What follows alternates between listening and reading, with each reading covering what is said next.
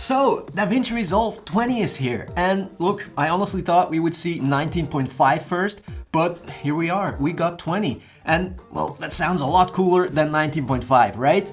But anyway, look, first of all, and this is important, super important, so don't skip this. At the time of recording this video, DaVinci Resolve 20 is still just a beta version. So if you have any active projects that you're working on, keep that in mind. Because if you open a project that you started in DaVinci Resolve 19, DaVinci Resolve 20 will upgrade that project. And from then on, you can only open it in DaVinci Resolve 20 or higher. So be very careful, think first before you install DaVinci Resolve 20 and start upgrading projects, because there might be bugs, there might be crashes, okay? Okay. And now let's take a look at some of the most useful new features in DaVinci Resolve 20, in my opinion. Because, well, all of the new features are useful, of course, but some of them are super niche for visual effects artists and animators, you know? Some of the new features you'll actually never use, but the ones in this list, you will, I promise. Here we go.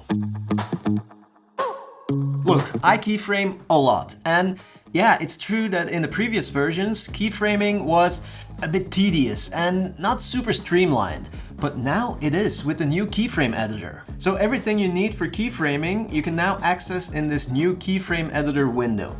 And in the same window, you can also find the curves editor. So this will make keyframing a whole lot easier, and it will even display keyframes added to Resolve effects. But, Blackmagic Design, I'm gonna have to spank you or something. Before, I always keyframed here in the clip.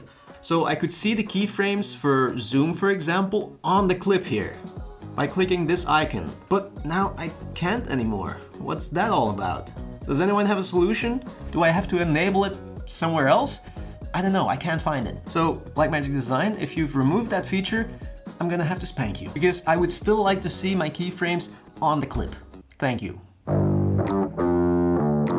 Magic Mask is also something I use all the time, and it already worked really well, in my opinion, but some of you have complained about it, which is totally fine, of course. If it doesn't work for you, it doesn't work for you. But it's updated now, Magic Mask version 2, and the AI technology has been entirely redesigned to provide better results with better pattern and shape recognition. There's also no longer a separate person and object mode. Drawing strokes is also no longer necessary, you just have to click now, and a simple paint tool has been added to manually paint in or out additional regions. So if you were one of those complainers, try it out and let me know if it's improved now. And if not, complain again, and I guess we'll wait for version 3.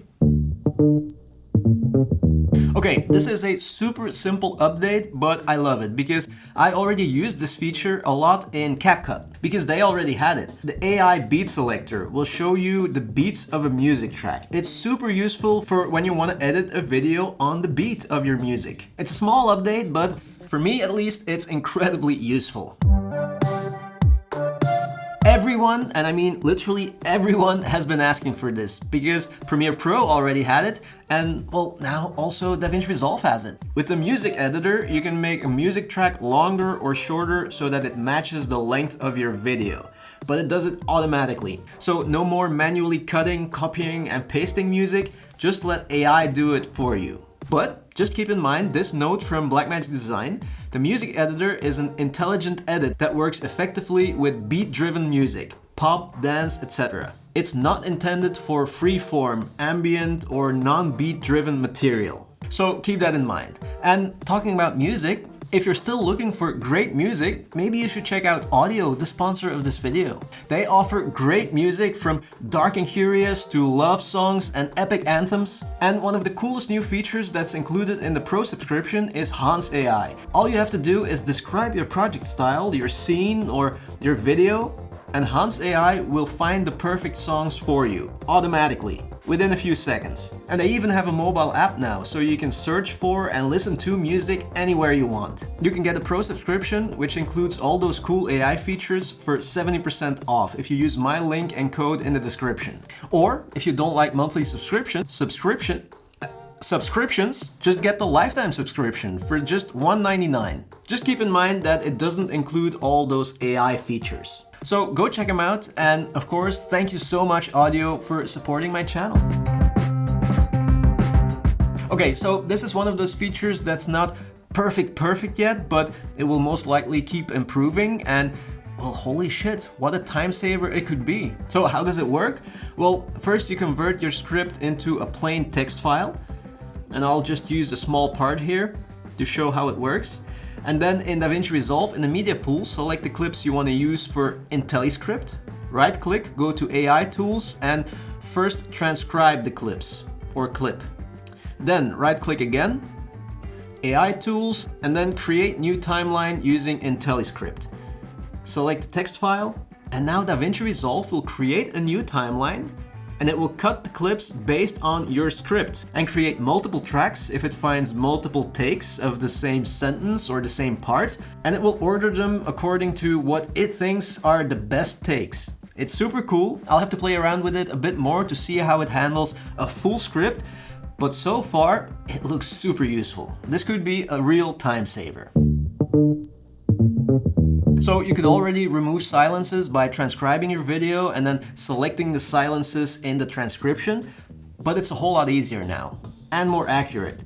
So in the Fairlight page, first set a range for what part you want to remove the silences from, select the track, and then right click on the clip and select remove silence. And then you have a few settings to make it more or less accurate, to tell Resolve what a silence is. But just with the default settings, it already does a great job.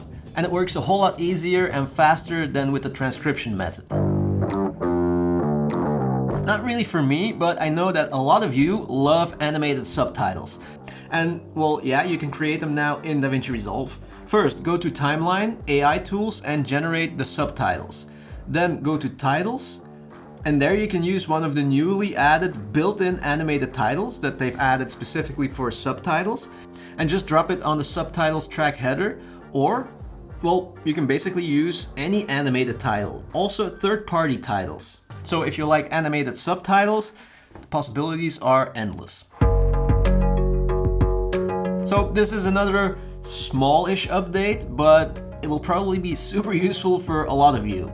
So if you set your timeline or project settings to vertical video, the DaVinci Resolve layout will now switch to a layout specifically designed for editing vertical videos.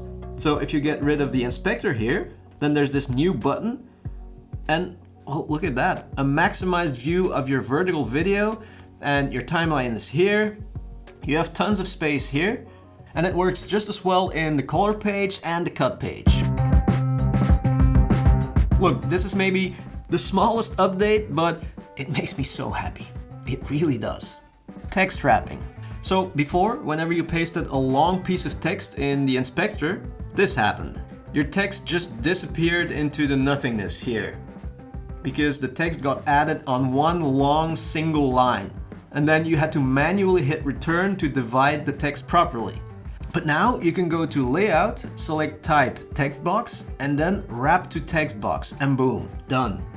And if you select the Fusion overlay here, you can easily adjust the text box. And just this tiny update already makes it totally worth it to upgrade to version 20.